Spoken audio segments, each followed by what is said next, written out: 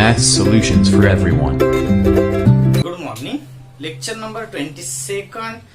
इस लेक्चर में हम प्रॉब्लम सेट 1.3 में का प्रॉब्लम 7 देखने वाले हैं। लास्ट लेक्चर में हमने 5th देखा था, 6th सेम है, इसलिए आपको सेल्फ में करना है। अभी हम 7th देखने वाले हैं, तो चलो प्रॉब्लम देख लेते हैं और उसके बाद उस पर डिस्कस करके आगे जाएंगे। Quadrilateral ABCD, quadrilateral ABCD is a parallelogram.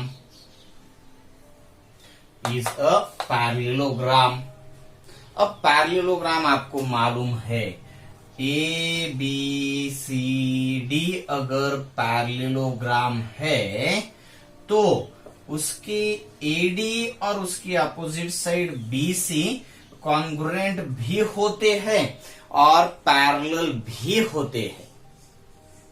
Opposite sides are parallel भी और कॉन्ग्रुएंट भी।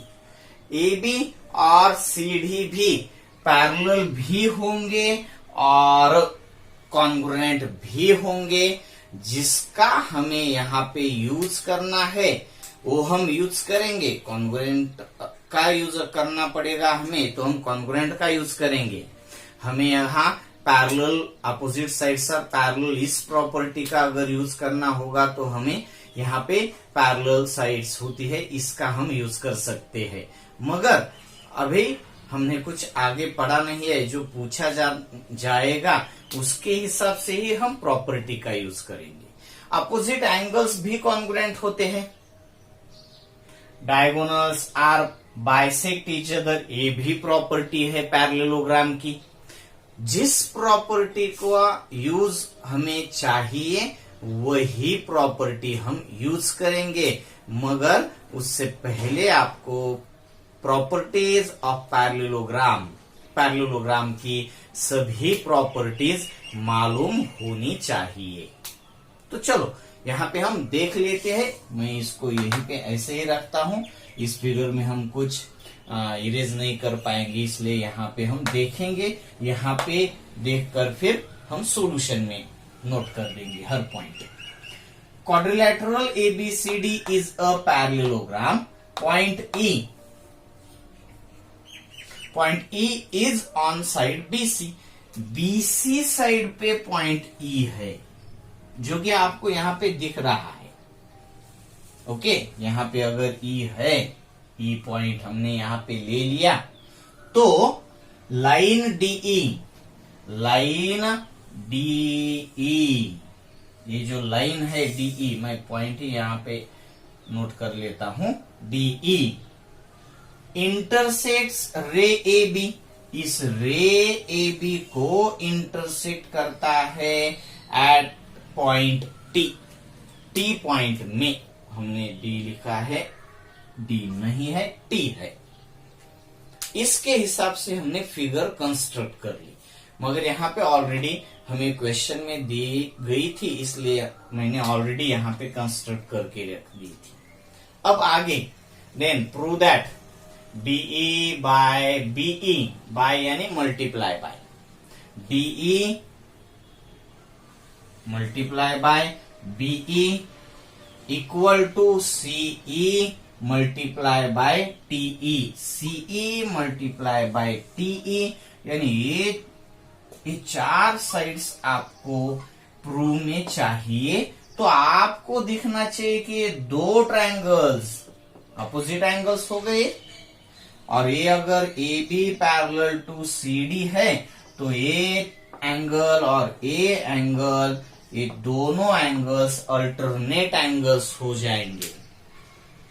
तो आपको ये ट्रायंगल और ये ट्रायंगल सिमिलर है, ऐसे आप देख सकते हो, दिखा सकते हो। और अगर ट्रायंगल सिमिलर है तो साइड्स प्रोपोर्शन में होती ही है,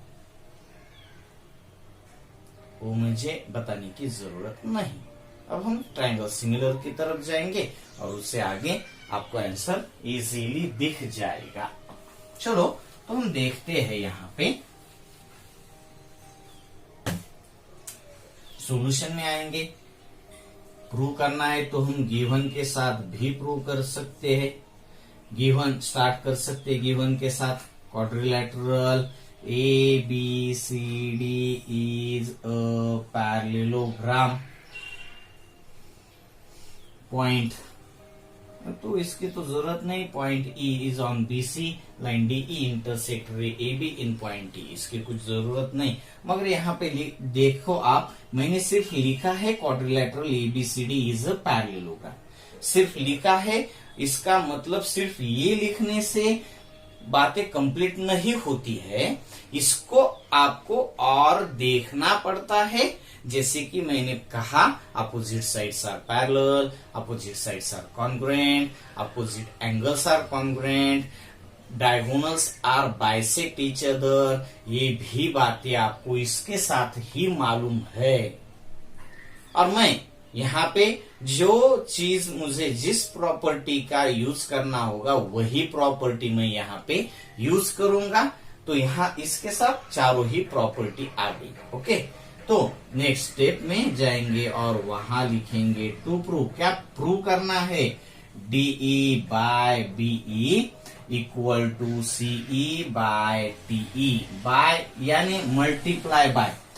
DE बाय BE नहीं, DE बाय BE भी कहा जाता है, DE बाय BE भी कहा जाता है।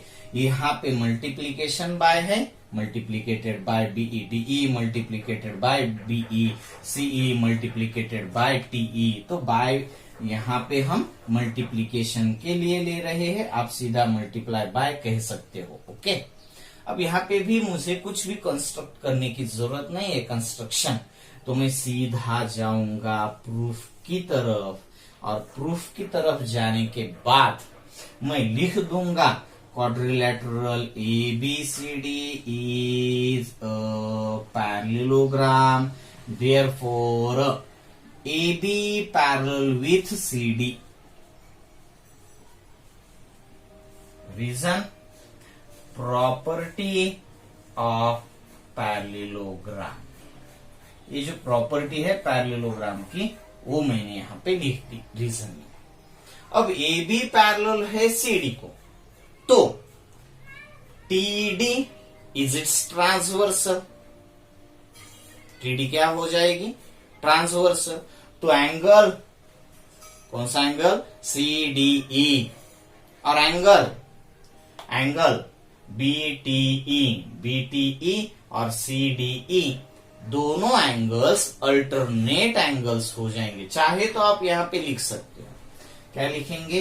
And TD is its transversal, therefore angle CDE congruent with angle BTE।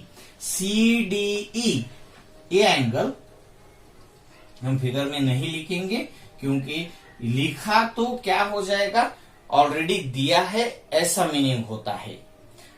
तो हम यहाँ पे वो नोट नहीं करेंगे, सिर्फ आप देख लीजिए CDE।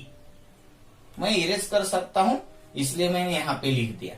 आप इरेज नहीं कर सकेंगे, तो अगर कर दिया तो आपको बाद में इरेज करना होगा। CDE और BTE ये दोनों एंगल्स कॉन्ग्रुएंट होने ही चाहिए, क्योंकि वो दोनों अल्टरनेट एंगल्स है, और वो अल्टरनेट एंगल्स दो पैरेलल लाइंस और ट्रांसवर्सल के वजह से तैयार हुए हैं, बने हैं। तो दोनों कॉन्ग्रुएंट ही होने चाहिए। मैं इसको इक्वेशन नंबर 1 दे देता हूं, और अल्टरनेट एंगल प्रॉपर्टी या फिर टेस्ट कह के इसको यहाँ पे रीजन दे देता हूं। अब आगे जाएंगे और ट्रायंगल्स को सिमिलर दिखाने के लिए कुछ और बातें देखेंगे। कौन से ट्रायंगल्स है ये मगर आपको यहाँ पे देखना पड़ेगा। इन ट्रायंगल पहला ले लेंगे हम CDE, चल जाएगा। In triangle CDE and triangle CDE। तो C को B, D को T और E को E, BTE। ये जो करस्पॉन्डेंसी है वो आपको अच्छे से देखनी होगी और उसके बाद ही आप समझ पाएंगे कि एक तो अल्टरनेट एंगल है और एक पेयर अपोजिट एंगल की है, तो ये दोनों ट्रायंगल्स सिमिलर हो जाएंगे। क्या होंगे? दोनों ट्रायंगल्स सिमिलर हो जाएंगे, मगर किस टेस्ट से? ए एंगल उसमें पहला angle CDE congruent with angle BTE, reason from first. यहाँ पे ऑलरेडी हमने नंबर 1 और ये प्रूव करके रखा है, इसलिए मुझे यहाँ पे सिर्फ फ्रॉम फर्स्ट लिखना पड़ेगा। मैं यहाँ पे अल्टरनेट एंगल्स भी लिख सकता हूँ, ठीक है? तो आप कुछ भी लिख दीजिए, कोई दिक्कत नहीं उसमें। सेकंड एंगल, दूसरा एंगल की पेयर हमें देखनी है, तो एंगल CED और उसका opposite angle BET। Angle CED congruent with angle BTE, equation तो नहीं जरूरत, मगर रीजन लिखेंगे अपोजिट एंगल्स और उसकी वजह से ये दोनों ट्रायंगल्स सिमिलर हो गए। Therefore triangle CDE similar with triangle BTE, reason A test of similarity. सही है? अब ट्रायंगल्स अगर सिमिलर है तो आपको आगे जाकर दूसरी बात भी समझ में आनी चाहिए कि अगर ट्रायंगल सिमिलर है तो उनकी करस्पॉन्डिंग साइड्स प्रोपोर्शन में ही होनी चाहिए। तो मैं यहाँ पे वही लिख देता हूं, by CSST, CD by BT equal to DE by TE equal to CE by BE। ये तो आपको मालूम ही है मालूम, हमने हर बार देखा है, बहुत बार देखा है। ये बहुत इजी होता है, साइड्स प्रोपोर्शन में होती है। पहले साइड का रेशो इक्वल टू दूसरे साइड का रेशो, करस्पॉन्डिंग साइड्स का ratio equal to third corresponding sides का रेशो। अब इसमें आपको जो चाहिए उतना तो आप ले ही सकते हो। आपको चाहिए DE multiply by BE equal to CE multiply by TE, उसमें CD और BT इस रेशियो की हमें जरूरत नहीं है, इसलिए हम ये दोनों का यूज करेंगे। इसको मैं यहाँ पे इरेज कर देता हूं, आपको ओरली देखना पड़ेगा और इसके वजह से आपको मिल जाएगा DE into BE, DE into BE equal to CE into TE into, कहता हूं मैं यहाँ पे, कभी मैं मल्टीप्लाई कर कहता हूं, कभी कभी मैं बाय कहता हूं, तो कभी कभी मैं इसको इनटू कहता हूं। तो यही आपको प्रूव करना था, तो ये प्रूव हो गया, तो आप लिख देंगे हेंस प्रूव। सिंपल प्रॉब्लम था, इसमें अगर आपको कुछ दिक्कत है तो आप इसको एक बार और रिवाइज करके देख लीजिए, और फिर भी दिक्कत रहती है तो आप सीधे सीधे कमेंट बॉक्स में लिख दीजिए। ओके।